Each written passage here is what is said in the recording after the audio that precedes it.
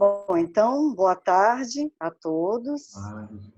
Sejam bem-vindos à palestra virtual da Fraternidade Espírita de Aldeia. Nesta tarde, nós temos a grata satisfação de rever o nosso simpático amigo, Júlio Galamba, muito querido de todos nós. É um prazer, Júlio, recebê-lo em nossa casa virtual. Você está nos nossos corações. E o Júlio vai tratar do tema que a mão esquerda não saiba o que dá a mão direita. Antes da gente passar a palavra para o Júlio, vamos fazer a prece, que é o que nós sempre fazemos antes de qualquer atividade na casa espírita. Convidamos a todos a fechar os olhos, para que a gente busque uma maior introspecção, a gente esquece um pouco o que nos rodeia, e a gente pensa em Jesus. A gente vê Jesus à nossa frente.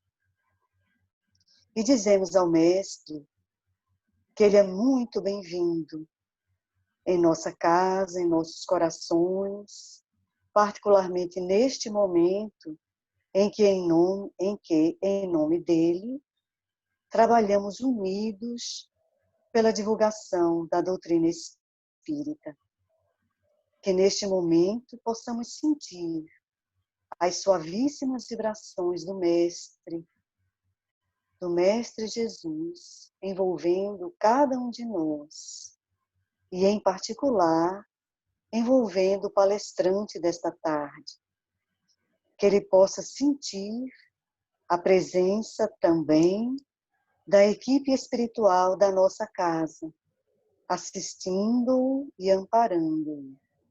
E neste clima cordial e fraterno, pedimos permissão a esses amigos espirituais, ao nosso Mestre Jesus, e acima de tudo e de todos, ao nosso Pai e Criador, para darmos por iniciada a nossa palestra pública desta tarde. Que assim seja. Com você, meu amigo. Ok, muito obrigado. Obrigado pelo carinho, obrigado pelo convite, pela oportunidade, né, de estudarmos juntos o Evangelho de Jesus. Com esse momento virtual, o dizer de Jesus, quando duas ou mais pessoas estiverem reunidas em meu nome, lá eu estarei, eu sinto mais forte, porque a gente não está precisando do corpo para estar se sentindo próximo, para estar se sentindo junto. Então, a gente se preparou espiritualmente, mentalmente, psicologicamente, que é assim como Jesus quer, para agora estarmos nesse momento abençoado, na certeza de que Ele está derramando sobre todos nós, sobre a nossa família, nossos lares, nossos entes queridos, banhando nossas preocupações de alívio, nos dizendo bem claro que a solução virá. Bom, no Evangelho de Mateus, no capítulo 6, versículo de 1 a 4, inserido pelo senhor Allan Kardec no capítulo 13 do Evangelho segundo o Espiritismo, não saiba a mão esquerda o que faz a mão direita, a gente fica pensando porque é muito comum, quando a gente está estudando os Evangelhos, nós sermos questionados quando alguma passagem de Jesus e alguém pergunta se nós somos evangélicos. E muitos espíritas dizem que não sou evangélico não, eu sou espírita. Como se nós pudéssemos ser espíritas sem ser evangélico. Né? O Evangelho de Jesus é a base moral da nossa doutrina, da doutrina dos espíritos. E se o Evangelho segundo o Espiritismo, eles perguntam também, esse é a Bíblia de vocês? Né? Por eles não terem se dado ao trabalho de pelo menos folhear, né? Eles reconhecem que o Evangelho que nós estudamos é o mesmo Evangelho encontrado no Novo Testamento, narrado por Marcos, João, Lucas e Mateus. A diferença, essa grande diferença para nós espíritos, é que os espíritos superiores, e o senhor Allan Kardec, trazem esclarecimentos que facilitam esta compreensão, principalmente nas passagens em que Jesus se utilizou de palavras. Então vejamos no que diz Mateus. Tende cuidado em não praticar as boas obras diante dos homens, para não seres vistas, pois, do contrário, não se recebereis a recompensa de vosso Pai que está nos céus. Então, assim, quando derdes a esmola, não trombetieis, como fazem os hipócritas nas sinagogas e nas ruas, para serem louvados pelos homens. Digo-vos em verdade que eles já receberam a recompensa. Quando deres esmolas, não saiba, portanto, a vossa mão esquerda o que faz a vossa mão direita, a fim de que a esmola fique em segredo e que vosso Pai, que vê tudo o que se passa em segredo, vos recompensará. É interessante observar que o Sr. Allan Kardec ele insere este capítulo exatamente entre amai o vosso inimigo e honrar pai e mãe, porque esta é uma passagem associada ao Sermão do Monte, as bem-aventuranças, onde Jesus dita as normas de conduta de como seguir a lei divina, se estamos seguindo ela como práticas exteriores ou como danças interiores, fazendo realmente a nossa reforma íntima. O Sermão do Monte ele é um convite a essa mudança interior no padrão dos nossos sentimentos, justificando atos da nossa própria consciência, que é lá onde estão inseridas as leis de Deus. Então, não deixar que a mão veja o que a outra faz é algo que nós devemos sentir e não apenas praticar. Então, quando se ama um inimigo, ou seja, se deseja o bem a ele e não o mal, é um ato de caridade pura, né? Magnífico exemplo de dar com uma mão sem que a outra veja, porque não se espera nada de um inimigo. Simplesmente você faz porque é assim que tem que ser feito por todos os cristãos. Então, na passagem que Jesus se refere a honrar pai e mãe, ele enaltece o filho, que mesmo que seu pai não tenha sido um exemplo de pai, ele recomenda o mestre que ele dê a devida assistência, principalmente na velhice, onde o pai não poderá retribuir. Então, é aquele amor incondicional do filho para com o pai. Então, agindo assim, estará o filho escondendo uma mão para que a outra não veja. Quanto a dar esmolas, de Jesus, quando derdes esmolas, não a propagueis. Os hebreus, nesse caso, os judeus, naquela parte da Palestina, entendiam que para se cumprir a lei de Deus, a esmola era muito importante, já que as viúvas e os pobres precisavam ter condições para sobreviver. Alguns costumes da época eram bastante interessantes. Se alguém tivesse na feira um legume e caísse no chão, ninguém poderia pegar, porque os caídos eram para os pobres. Então, quem plantava não podia colher a plantação da borda do canteiro, só no meio, porque o plantio da borda se destinava aos pobres, que poderiam ir e colher à vontade. Então, existia uma preocupação social derivada da lei. Então, praticar esse ato era, portanto, praticar a lei. Eram as obras da lei e da justiça, consideradas também obras da religião, já que a religião mosaica assim prescrevia que esse ato fosse feito. Quando Jesus diz, aprendeste que foi dito, eu, porém, vos digo, se somente amardes os que vos amam, que mérito se vos reconhecerá, uma vez que as pessoas de uma vida também amam os que as amam. Ele estava falando da interpretação do Evangelho. Porque somente quem está interpretando uma ação é que sabe se está sendo hipócrita ou se realmente é um intérprete da lei de Deus. Se está agindo como um ator ou com outra intenção que não seja a caridade ensinada pelo Mestre Jesus. Mas Emmanuel adverte em Caminho, Verdade e Vida que é importante anotar que só temos condições de julgar os nossos próprios atos. Então, o que o outro está fazendo, eu só saberia a sua intenção se eu tivesse conectado aos seus neurônios, para entender o funcionamento do seu cérebro. Então, nunca digo, eu acho que fulano fez isso por causa disso. Acabar com esse assejo. Então, a passagem, não saiba que a vossa mão esquerda, o que dá à direita, foi inserido por Kardec como uma advertência para que o espírita não se comporte como um fariseu. No livro Números 15:38 do Pentateuco Mosaico, Deus diz aos varões de Israel, vos ordeno que coloquem uma franja no final das vestes, com uma fita azul, para não se esquecerem da lei, mas não só para que se lembrem, mas também para que as cumprem. Os fariseus para se parecerem melhor e mais cumpridores da lei, eles alongavam a franja de suas vestes para serem vistos e louvados com mais frequências por quem por ali passava. Então, Jesus, como todo bom judeu, ele tinha em suas vestes uma franja com sua fita azul também. E foi exatamente nesta parte de roupa de Jesus que a mulher que sangrava há 12 anos, a mulher hemorraíça, tocou. Ela poderia ter tocado nos pés, nas pernas, no braço, em qualquer parte de Jesus. Mas, ao ver a fita, ela se depara com a lei. E como ela se considerava uma fora da lei, uma impura, buscou a sua reintegração, na atitude de buscar em si mesma a causa de suas dores, se esforçando para se ajustar. Isso foi exatamente o que levou Jesus a dizer que nesse esforço foi a tua fé que te curou. Porque a responsabilidade que ela impôs a ela mesmo foi a mesma vontade que ela acreditou que se tocasse pelo menos na veste de Jesus, ela seria curada. E ela fez todo esse ato em silêncio, escondido no meio da multidão, deitada no chão, para não chamar a atenção e ser vista como uma merecedora do Mestre. Foi o próprio Mestre que a buscou e disse: filha, tem de bom ânimo, levanta. Tua fé te curou.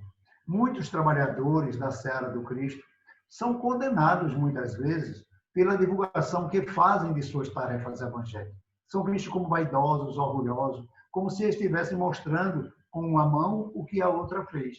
Ora, a divulgação não é condenável, desde que seu fim não seja o de receber elogios, louvores pessoais, e sim motivar os outros para esta prática saudável e necessária que leva tanto alívio aos necessitados.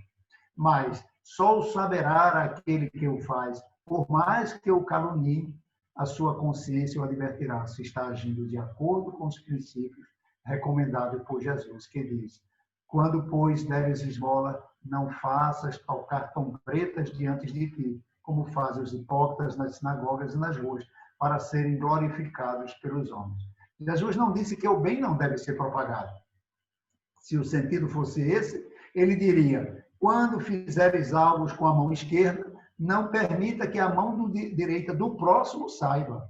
Então, não é a mão direita do próximo, mas de quem são as mãos da passagem desse Evangelho de Mateus? São as mãos da mesma pessoa. Ou seja, que a tua mão direita não saiba o que tua mão esquerda está fazendo. Se os outros estão vendo, que tirem proveito ou não do seu feito. Em verdade, o que Jesus diz é que nem a pessoa que está praticando o bem, ela saiba, ela não tenha ciência de que está fazendo uma coisa boa apenas para lhe trazer algum benefício. A nossa consciência será o nosso juiz, ela estará sabendo o que a minha mão está fazendo e qual a verdadeira intenção. Mas quando fazer o bem for algo natural, tão simples que nós nem nos apercebamos, aí sim estaremos fazendo com que as mãos que estão operando nesta hora, elas sejam apenas instrumentos nas mãos dos bons espíritos. Ora, nem Jesus aceitou o título de bom, então como é que minhas mãos podem fazer coisas boas, exceto quando estiver nas mãos dos bons? Ser natural nas ações é agir sem ter ideia de como se processa o ato. Quantas vezes o nosso coração bateu? Quantos passos nós demos hoje até estamos agora nessa tarefa? Nós não pensamos nisso, mas se enquanto estivermos contando, fazendo estatística, não estaremos sendo caridosos. Eu sei que isso acontece talvez com alguns de vocês. É uma reflexão, um exercício individual. Mas quem não já foi abordado num sinal de trânsito, na rua, dentro de um ônibus, por um pedinte, e a gente disse: me desculpe, eu não tenho moedas. Ora, se não tem nada para dar, que seja um não amoroso, seguido de um vai com Deus, meu irmão. Por que a caridade tem que ser feita, a esmola tem que ser dada só em moedas? Ela pode ser dada com um carinho, um olhar. Como é seu nome? Onde você mora? Existem outras coisas, né? Se somos espíritas, somos cristãos. Somos evangélicos. Portanto, tudo quanto quereis que as pessoas nos façam, assim nós também queremos que nós façamos a eles, pois esta é a lei e os profetas, né? narrado em Mateus. Então, não agimos assim porque ainda não temos a mão que cobra direitos e necessidade do próximo. Ainda vamos precisar ouvir centenas e centenas de vezes a mesma orientação do Mestre Jesus a respeito do desprendimento das coisas materiais, até do necessário.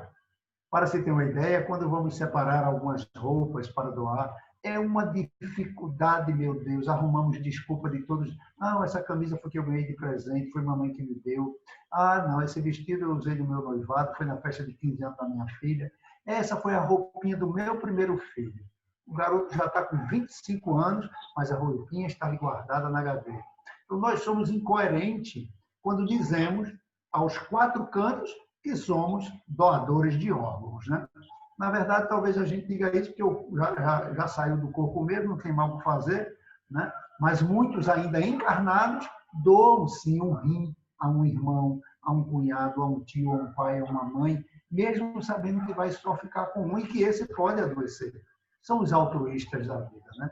Quantos bebês chegam ao mundo sem o mínimo necessário e almas bondosas, em silêncio, espalhadas mundo afora, em suas colmeias de amor incondicional. Como na nossa casa nós temos a colmeia fraterna Ivone Pereira do Amaral, onde a nossa irmã querida Zildete e incansáveis outras irmãs permitem que os espíritos que estão reencarnando se sintam amados ainda por ventre de mamãe e que não cheguem ao mundo descoberto, se sintam não só agasalhados, mas também amados. O que elas querem em troca? Que jamais cheguem aos seus ouvidos que uma jovem abortou por falta de cuidados. É a única mão que ela espera de nós. Nas nossas casas, todos que chegam foram encaminhados pela espiritualidade. Como saber se o necessitado que está com fome, aflito, se ele merece ou não ser atendido? Se ele sequer está em condições de assimilar o Evangelho, o bom acolhimento será a palavra de Deus em seus corações. Mas, infelizmente, acontece que justificamos muitas vezes falta de atenção imediata por não termos tempo. Porque uma outra tarefa está assim nos esperando, como na parábola do bom samaritano, né? Onde todos olharam e passaram a tarefa para os outros. Mas eu tenho que atender ali, eu tenho que atender acolá, porque nem se preocupam. E, às vezes, esse jovem que chegou, esse irmão que chegou, está com ideias suicidas. E talvez ele não possa ter paciência de esperar. Então, precisamos entender que existem pessoas que não merecem realmente ser atendidas, mas precisam. Elas não são necessitadas, mas necessitam. O Espírito Memei conta que, em certa ocasião, Jesus viajava com seus apóstolos para Jerusalém. Quando entre Samaria e a Galiléia, ele entrou numa aldeia. Ao recebê-lo, 10 leprosos foram ao seu... Ao reconhecê-lo, 10 leprosos foram ao seu encontro. Mas temerosos em virtude da sua condição de doente, ficaram de longe. A lepra era uma doença que não tinha cura e todos temiam pelas suas consequências e pelas duras leis que os obrigavam os doentes a serem afastados de suas famílias, pois eram considerados impuros. Os pobres enfermos sabiam que não podiam se aproximar de Jesus, mas que dúvida cruel. Sabiam também que no profeta residia a esperança de ficarem curados. Então, mesmo à distância, eles começaram a chorar e gritar, implorando: Jesus, Mestre, tem compaixão de nós. E Jesus, que os vira, e se aproximar para não os constrangê-lo, não chega perto. E de longe grita: vai e mostrem-se aos sacerdotes. Mais tarde, dos 10, apenas um voltou para agradecer, enquanto os outros foram comemorar com a família e com os amigos a sua bem-aventurança, a sua conquista pessoal. Jesus não apenas os cura, mas lhes devolve a dignidade, mandando-os se apresentar aos sacerdotes para serem reintegrados no livro da vida, já que os leprosos para a sociedade estavam mortos. Jesus, quando distribui pães e peixes, ele não diz para os discípulos: distribuam apenas com os que ouviram o sermão. Ele diz: vai, vós mesmos, a eles e dá o pão. Todas as atividades servem como instrumento do nosso crescimento interior. Uma ação, mesmo que sendo importante, se não estiver auxiliando ao nosso progresso de transformação moral, ela perde o seu sentido evangélico.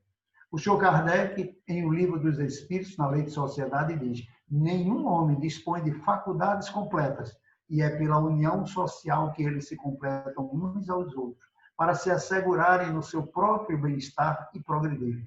Eis porque, tendo necessidade um dos outros, são feitos para viver em sociedade e não isolados. Então, não podemos escolher quem é o nosso próximo. Todos que chegarem são enviados de Deus, porque sabem que vão encontrar em nós um pouquinho do que eles precisam. Então, a caridade pura deve ser feita com a pureza de sentimento. E acrescenta, enquanto houver uma pessoa passando por necessidade, a sociedade estará em débito. E ao quitá-la, apenas zerará a conta. Portanto, de nada deve se gloriar. Nós somos espíritos falidos, espíritos que estamos encarnados com uma propensão muito grande a falir novamente, então preciso estar orando e vigiando, né? Anulando a quem nós somos em verdade, para que o Cristo cresça em nós. Em Mateus 6, 16, 21, temos: e quando jejuardes, não vos mostreis constritados como os hipócritas, porque desfigura o rosto, para que os homens pareçam assim que eles jejuam. Em verdade vos digo que eles já receberam o seu galardão. Tu, porém, quando jejuardes, unge a cabeça, ou seja, cobre a cabeça e lava o rosto, para não pareceres aos homens que jejuas, mas e sim a teu Pai, que está oculto, e teu Pai, que vê o que está oculto, te recompensará. O judeu já usava o jejum como penitência, uma forma de conseguir o perdão a Deus.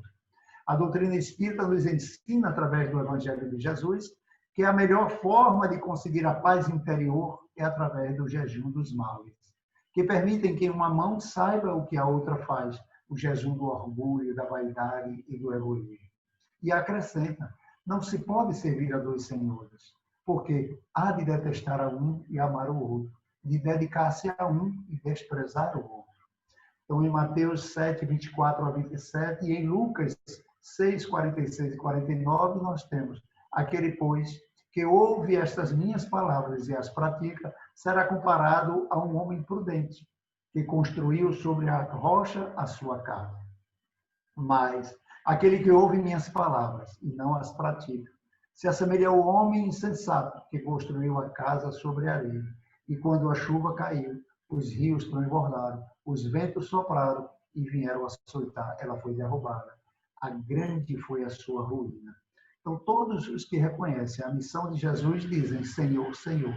Mas de que serve lhe chamarem mestre ou Senhor, se não lhe seguem os preceitos? Não serão seus discípulos os que passam os dias em oração e se não se mostram nem melhores e nem mais caridosos, nem mais indulgentes para com seus semelhantes? Não. Portanto, do mesmo modo que os fariseus, eles têm a prece nos lábios e não no coração. Então é preciso que a gente comece a construir de dentro para fora essa nossa ligação com a espiritualidade. Nós já sabemos quem somos, já sabemos de onde viemos, precisamos saber o que é que estamos fazendo aqui, para podermos voltar mais tranquilos, mais pacificados, mais amorosos e mais conscientes de que apenas iniciamos a nossa tarefa. O evangelista Lucas, no capítulo 5, ele narra em uma passagem de Pedro com Jesus. Jesus ensinava do barco das multidões, as multidões. Quando acabou de falar, disse a Simão: lançai vossas redes para pescar à tua direita. Respondeu-lhe Simão Pedro: mestre, havendo trabalhado toda a noite, nada apanhamos, mas sobre a tua palavra lançarei as redes. Isso fazendo, apanharam uma grande quantidade de peixes que chegavam a romper as redes. Ficando Pedro muito maravilhado, disse Jesus a Simão: não temas, doravante serás pescador de homens. Figuradamente, o espírito humano é um pescador dos valores evolutivos na escala regeneradora da Terra. É o que nós estamos fazendo aqui agora. Nós estamos, cada um, colhendo, nós jogamos a nossa rede nesse momento de atenção, de dedicação, para poder colher palavras, mensagens, sentimentos e guardar no nosso coração. Né? Então, a posição de cada um, qual é o barco? O barco é a nossa posição que nós nos encontramos. Em cada dia, o homem se levanta com a sua rede de interesses. Quando Jesus manda Pedro lançar a rede à direita, tem um sentido que Emmanuel nos traz. Sendo o barco a posição de cada um, então você aposta em um sentido. Pedro apostava no sentido do ego, dos interesses pessoais, dos bens materiais e unicamente na sua família, na sua sustentação. Ao receber a orientação do Cristo, que são sempre orientações para o espírito imortal, Pedro lança a rede para a direita, ou seja, na outra direção. Lança para o altruísmo, para o perdão, para a paciência, onde passa agora a pescar e aprender e preencher a sua vida e a rede do seu coração de tolerância e de fé, esquecendo de si mesmo, colocando assim as suas mãos e a sua rede a serviço de Jesus. O senhor Kardec, quando faz o estudo aprofundado do Evangelho de Jesus, se referindo à caridade pura, onde a mão esquerda não sabe o que dá a direita, ele insere a diferença entre caridade moral e caridade material. E o espírito Humberto de Campos, na obra Cartas e Crônicas, psicografia do querido Chico Xavier, traz uma mensagem belíssima, muito reflexiva, intitulada Lição das Trevas. Diz ele: no Vale das Trevas delirava uma região de espíritos infelizes. Entre rixas e obscenidades, eles planejavam assaltos, maquinavam-se crimes. O espírito benfeitor penetrou na caverna, apaziguando e abençoando. Aqui abraçava um desventurado, de modo a entregá-lo mais tarde às equipes socorristas. Mais adiante, aliviava com suave magnetismo a cabeça atormentada de entidades em desvario. O serviço assistencial seguia difícil. Quando o enfurecido mandante da crueldade o descobriu, se aquietou em súbita calmaria e, impondo respeito aos loucos, declinou-se, deixando livre passagem para aquele que reconhecia por missionário do bem. Conhece-me? Interrogou o recém-chegado, entre espantado e agradecido. Sim, disse o rude empreiteiro da sombra, eu era um doente na terra e curaste meu corpo, que a molesta desfigurava. Lembro-me perfeitamente de teu cuidado ao lavar minhas feridas. Um espírito de feições rudes clamou para o amigo. Que mais te fez este homem no mundo para que sejamos forçados a essa deferência? Deu-me teto e agasalho. Supriu minha casa de pão e roupa, libertando-nos a mim e a minha família da nudez e da fome. Muitas vezes, dividia comigo o que trazia na bolsa, entregando-se o seu abençoado dinheiro para que a penúria não me arrasasse. O espírito benfeitor, encorajado pelo que ouvia, indagou o irmão com humildade. Meu irmão, nada fiz senão cumprir o dever que a fraternidade me impunha. Entretanto, se te mostras tão generoso para comigo em tuas manifestações de reconhecimento e de amor, que reconheço não merecer, por que te entregas assim à obsessão e à delinquência? O interpelado pareceu sensibilizar-se, meneou tristemente a cabeça e explicou: em verdade, és bom e amparaste a minha vida, a minha família, mas não me ensinaste a viver. Emmanuel, em Fonte Viva, psicografia de Chico Xavier, ele diz: a palavra do Senhor está sempre estruturada em luminosa beleza que não podemos perder de vista. No capítulo da esmola, a recomendação do mestre dentro da narrativa de Lucas merece apontamentos especiais. Dá a esmola antes e sempre do que tivermos. Dar o que temos é diferente de dar o que detemos. A caridade é sublime em todos os aspectos, sobre os quais se nos revele em circunstância alguma devemos esquecer a abnegação admirável daqueles que distribuem o pão e o agasalho, remédio e socorro para o corpo, aprendendo a solidariedade e ensinando. É justo, porém, salientar que a fortuna ou a autoridade são bens que detemos provisoriamente na marcha comum e que, nos fundamentos substanciais da vida, esses não nos pertencem. O dono, o poder de toda a nossa riqueza é Deus, nosso Criador e Pai, que empresta recursos aos homens, segundo os méritos ou as necessidades de cada um. Então é preciso que nós estejamos atentos, que o agasalho, o bem material, o pão, ele é importante, ele é imprescindível, mas ele tem que ir envolvido pelo nosso olhar, pela nossa palavra doce, pelo nosso carinho, pela nossa atenção. Então, seria mais ou menos como se alguém batesse na nossa porta, né, para que a gente pudesse dar o que é nosso. Então, alguém batesse na nossa porta pedindo um auxílio e um dos nossos filhos, sem pedir permissão, fosse na despensa, retirasse mantimentos e doasse. Ora, os mantimentos não eram dele. Eles tinham um destino específico e estabelecido para as necessidades de um período de tempo. O mesmo ocorreu no infortúnio oculto, onde uma senhora distinta, que se encontra lá no Evangelho, acompanhada de sua jovem filha, vão visitar uma mãe que está com seus pequeninos, passando dificuldades, porque seu esposo está hospitalizado. Ninguém sabe o nome dela, mas a sua chegada ela é logo reconhecida. Leva suprimentos e remédios, e ao sair vai aos hospitais, levar notícia familiar ao pai. A filha também quer fazer a caridade, mas a mãe lhe diz: que podes dar, minha filha, se nada tem de teu? Se te entrego alguma coisa para dares aos outros, que mérito terás? Serei eu, na verdade, quem farei a caridade, e tu quem terás o mérito. Isso não é justo. Aprende a fazer costuras úteis e assim confeccionarás roupinhas para essas crianças, podendo dar-lhes alguma coisa de ti. É assim que a mãe, verdadeiramente cristã, vai formando sua filha das virtudes ensinadas pelo Cristo. Ela é espírita? Que importa? Que importa sua religião? Essa mãe está ensinando através do exemplo como a beneficência deve ser praticada além da consideração, do respeito que todo ser humano tem o direito de receber, visto sermos todos criados por um Pai perfeito em sabedoria, amor e justiça. Então, não olvidemos assim as doações de nossas esferas íntimas e perguntemos a nós mesmos: que temos de nós próprios para dar? Que espécie de emoção estamos comunicando aos outros? Que reações provocamos no nosso próximo? Que distribuímos aos nossos companheiros de luta diária? Qual é o estoque de nossos sentimentos? Que tipo de vibração espalhamos por onde passamos?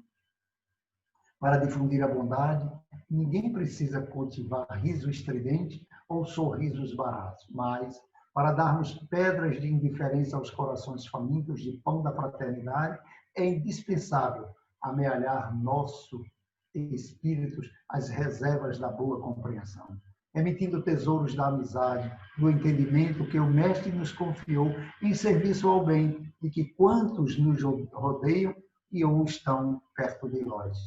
O aviso do instrutor divino nas anotações de Lucas significa: dai esmola de vossa vida íntima, ajudai por vós mesmos, espalhai alegria e bom ânimo, sede irmãos dedicados ao próximo, que serve, ampara, não permitas que a tua mão direita saiba mais o que a tua mão esquerda faz. Esta será sempre a dádiva maior da nossa vida.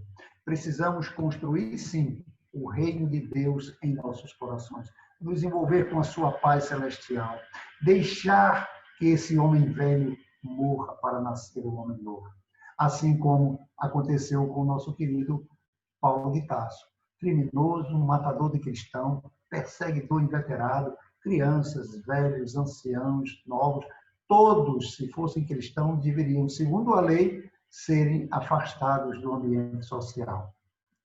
Ao se encontrar com Jesus, o apóstolo ele tinha todas as condições de dizer, ao receber o convite, de dizer a Jesus: mas eu não sou digno de estar contigo.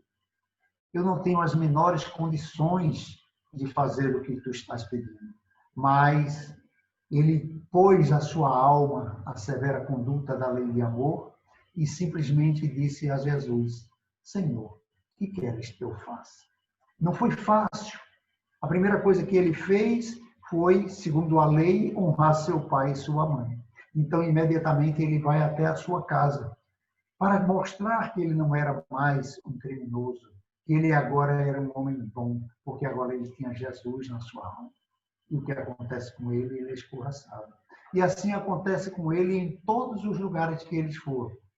Pregar a boa nova, ele vai receber tudo aquilo que os cristãos receberam. Então, o que esperar nós, espíritos falidos, espíritos pecadores, ainda muito propensos a cair em tentação.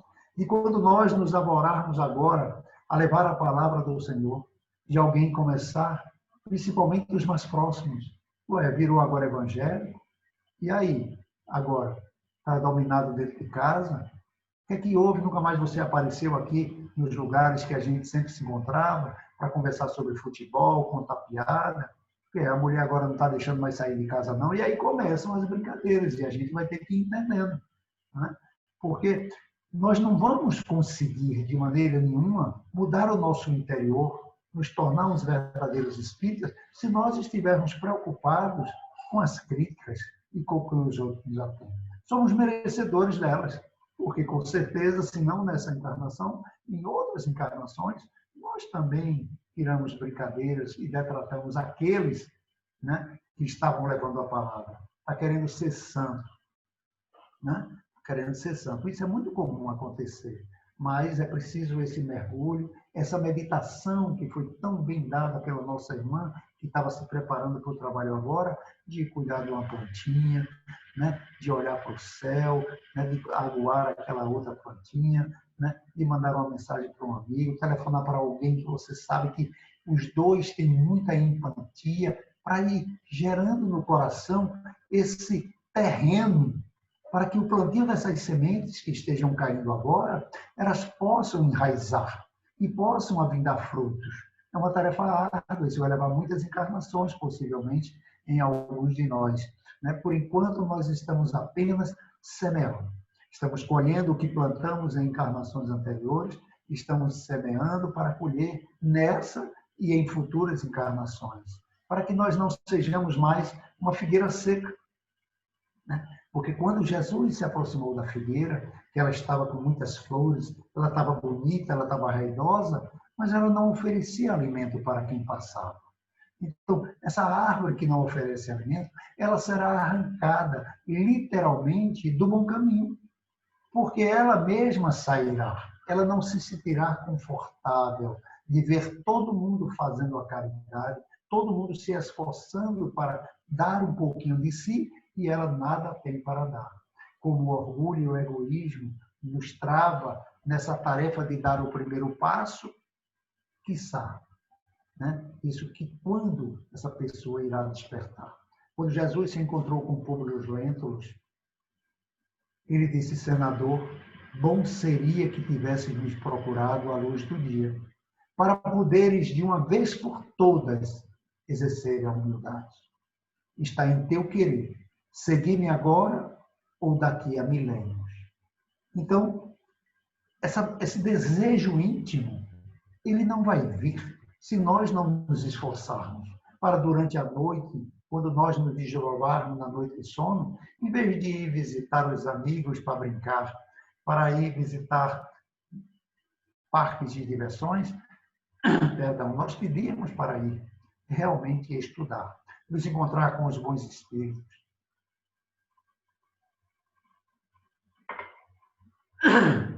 com os nossos protetores, com os nossos guias espirituais, porque o nosso projeto reencarnatório, nós estamos ainda no início dele. Temos muita coisa para ser ainda construída nessa encarnação. Né? Muito que está no nosso planejamento de promessas que nós fizemos, né? Mas a gente se esquece muitas vezes. Né? Como aquele homem que, ao desencarnar e se vê como um grande criminoso, um grande assassino, ele que não tivera a oportunidade de conhecer Jesus, devido à sua gloriosa, potentosa riqueza, né? Humilhava, castigava, sofria. Ao entrar na pátria espiritual, ele passa séculos sofrendo. E ao ser recolhido, ele desperta. E ao despertar, ele se prepara para um mergulho mais glorioso na carne. E ele pede ao Senhor, humildemente, que ele não viesse nas condições de riqueza, que ele viesse na pobreza, que se ele pudesse vir cego, que fosse atendido à sua condição. Porque ele entendeu, nas explicações do seu orientador, que se a mão dele fosse motivo de escândalo, era melhor arrancá-la. Então, que eu vá com deficiência mental, paraplégico, tetraplégico, porque eu preciso sofrer em minha alma tudo o que eu fiz, os meus irmãos sofreram, para que eu aprenda através da dor, da luta e do sacrifício e da renúncia. O pedido dele não foi atendido. Não foi atendido o pedido dele. Depois de um bom tempo, lhe veio dizendo que ele iria reencarnar sim. Depois de um pouco tempo, iria ter mais preparo, mas ele teria que vir como um médium, onde ele iria exercer a mediunidade dele por 40 anos ininterruptos. Para, através do seu exercício mediúnico, ele dar àqueles que ele não conhecia, fazendo o bem sem saber a quem, a oportunidade de se reequilibrarem, de receberem a palavra de consolo e aprenderem a ouvir pela primeira vez, quiçá, o Evangelho de Jesus. É chegado, nos conta André Luiz, uma jovem em estado de perturbação e loucura, com ideias suicidas tremendas. Ela tinha afinidade com esse médium. A equipe espiritual desce à terra para auxiliá-la. E vão e estimulam a mãe dela para que a levem ao centro. Para que lá, através daquela mediunidade que tinha todas as empatias e ligações de benefício a ela, onde ela iria se sentir extremamente amada, a mãe o conduz por intuição. E chegando lá, ele procura pelo médium e os protetores da casa dizem, não, já faz alguns dias que ele não aparece. Ele diz, não tem problema, a gente vai até a casa dele. E leva a mãe, intui a mãe para ir até a casa dele. E ela vai com a filha. E chegando lá, ele estava deitado numa rede, descansando, tranquilo e feliz na hora do trabalho mediúnico. E a mãe implora e conta o desespero dela. Chora, mas ele diz, eu não posso. Eu não posso mais poder fazer isso. Eu já renunciei à minha família, eu já renunciei o meu lar por 2 anos. Eu estou cansado. Eu agora vou ter que dedicar um pouco mais de atenção à minha família material. Então, qual foi a nossa promessa a Jesus? Qual foi o nosso compromisso? Não podemos, sim, é verdade, esquecer dos nossos compromissos materiais. Como em certa feita, num trabalho social com o seu Paulo Coimbra e a sua esposa, nossa querida Dorinha, que os dois já estão na parte espiritual, em visita ao Hospital do Câncer, onde toda semana nós íamos visitar, eles faziam isso há mais de 50 anos. Eu tive a glória e o prazer de conviver com essa experiência durante 3 anos e meio. E nós vamos sendo contagiados pela caridade, pela beneficência. E o campo vai crescendo, vai crescendo. E eu dizia, seu Paulo, eu gostaria de vir todos os dias, mas o único dia que eu tenho disponibilidade é na quarta-feira à tarde, que é o único dia que eu não trabalho. E ele disse uma coisa que me ajudou muito, muito, e eu espero que ajude a todos vocês. Ele disse, Júlio, nosso trabalho social é muito importante, mas o nosso compromisso primeiro é com a nossa família. Nós estamos encarnados no meio daqueles espíritos os quais, no passado, nós amamos menos e amamos mais do que Jesus. E por isso nós precisamos agora estar juntos. Por isso que estamos 24 horas juntos. Não são com os distantes. Esses distantes nós temos sim que exercer essa caridade sem dar uma mão o que a outra veja. Porque nós não esperamos nada de quem está no leito de dor com o câncer terminal. Mas ele precisa, e isso nos faz bem.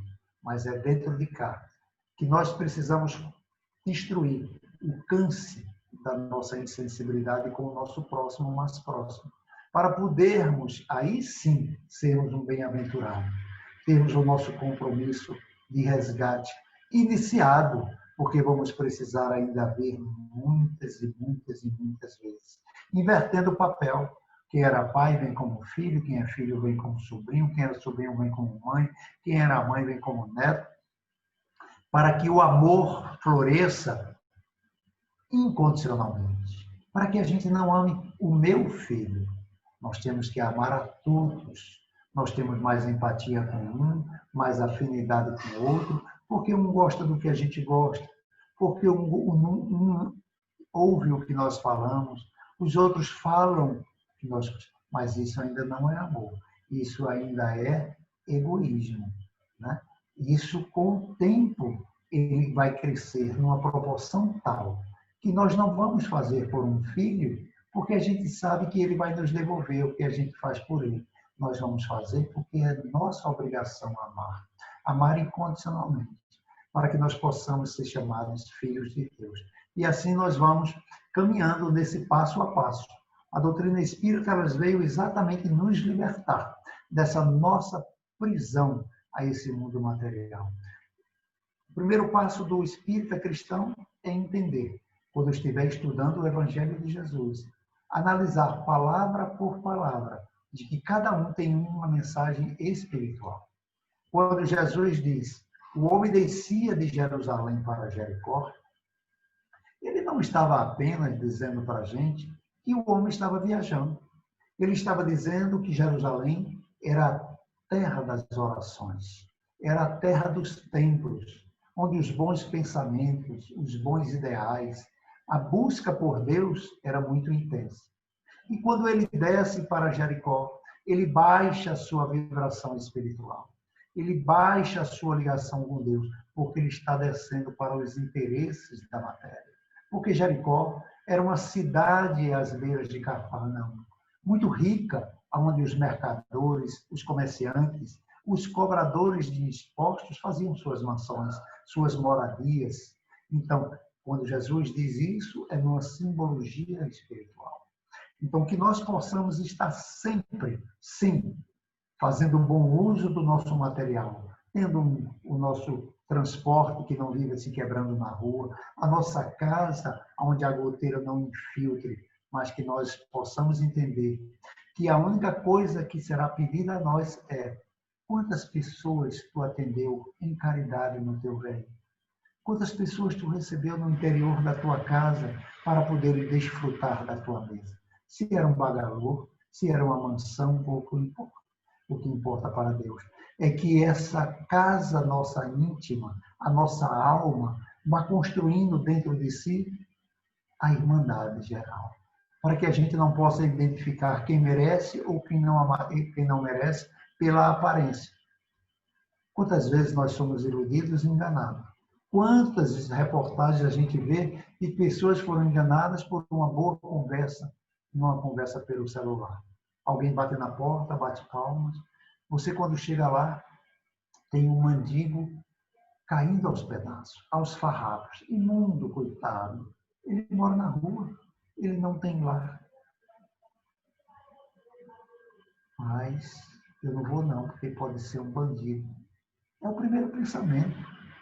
Mas chega alguém engravatado, bem vestido, empalatosado, num carrão, a gente imagina que chegou um doutor. E aquele mendigo é o nosso anjo guardião, que veio nos dar a oportunidade de sentar um pouquinho junto dele e dizer, como é seu nome? Um dia desse, sentou aqui uma moça. Ela vive por aqui pelas ruas da Vaza. É jovem, ela tem família, ela tem mãe e irmão. Mas ela vive na rua porque não suporta as agressões da mãe. Ela já tem seus 30 anos, parece ter 60. Vive sempre com homens diferentes porque, quando morre um, ela precisa de um companheiro para protegê-la no meio da rua. E todos na mesma condição. Um dia ela sentou no meio-fio e nós dissemos, como é seu nome? Ela teve dificuldade para dizer. Mas ela disse, meu nome é Janaína Silva Lima. Nunca mais esse coração saiu do meu. Todos os dias eu penso em Janaína. Todos os dias Janaína senta comigo na mesa, almoça e janta, em espírito, porque o que ela precisa das preces do Senhor. Precisamos criar essa nossa intimidade com Deus, porque Deus ajuda os homens através dos homens. O nosso querido Chico Xavier, os espíritos sempre trouxeram para ele pérolas preciosas. E o espírito Cassimiro Cunha, ele nos traz essa pérola que diz, espíritas, espiritismo é uma luz, gloriosa, divina e forte, que clareia por toda a vida e ilumina além da morte. É uma árvore verde e farta, nos caminhos da esperança, toda aberta em flor e fruto, de verdade e de bonança. É uma árvore generosa de compreensão compassiva, derramando por toda parte o conforto da água viva. É a claridade bendita do bem que aniquila o mal. É o chamamento sublime da vida espiritual.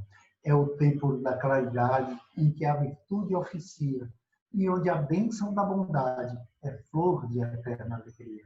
Se buscas o Espiritismo, norteia-te em tua luz. Espiritismo é a escola e o mestre amado é Jesus. Um beijo grande no coração de vocês. Que Jesus possa invadir nossos lares, nossos corações, a nossa alma, nos abençoar, nos proteger e nos dar cada vez mais essa oportunidade de juntos podermos orar.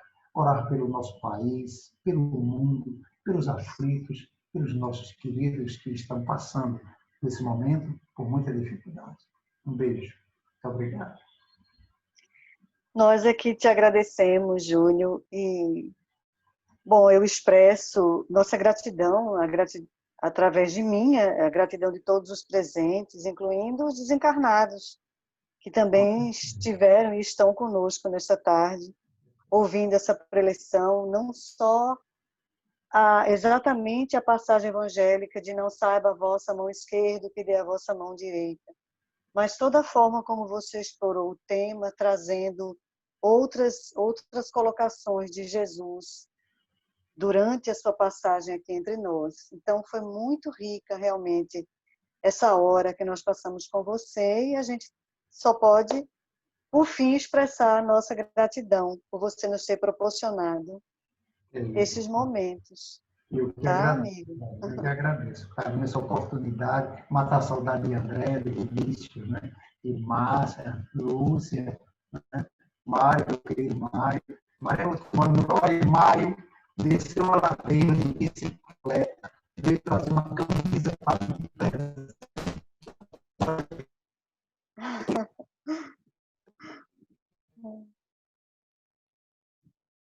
Ficou um pouquinho ruim o som, Júlio. Você nos ouve? Consegue nos ouvir? Bem, nós vamos então, meus queridos, encerrar esse momento. Ainda temos trabalho, né? Temos outras atividades. Vamos então fazer a nossa prece. Agradecendo, claro, sem dúvida, a espiritualidade que rege a nossa casa, a Fraternidade Espírita de Aldeia, por continuar conosco, nos sustentando, nos fortalecendo.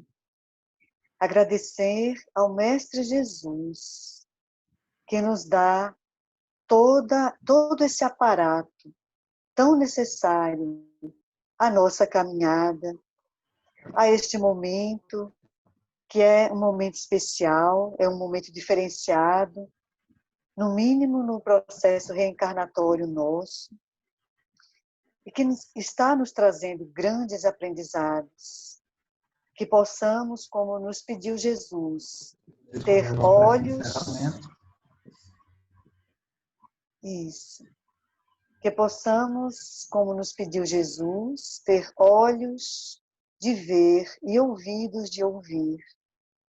E, sem dúvida nenhuma, sairemos todos muito mais fortalecidos do que antes de iniciarmos este processo, no qual todos estamos envolvidos, toda esta humanidade está envolvida. Que possamos continuar tendo este aparato, Mestre, teu, tão necessário na caminhada de todos nós, tão necessário na caminhada de toda esta humanidade. E contando sempre contigo, Jesus.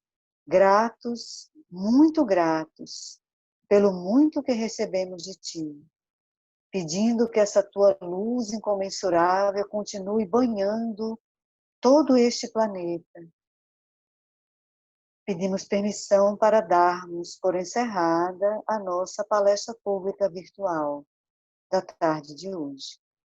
Que assim seja.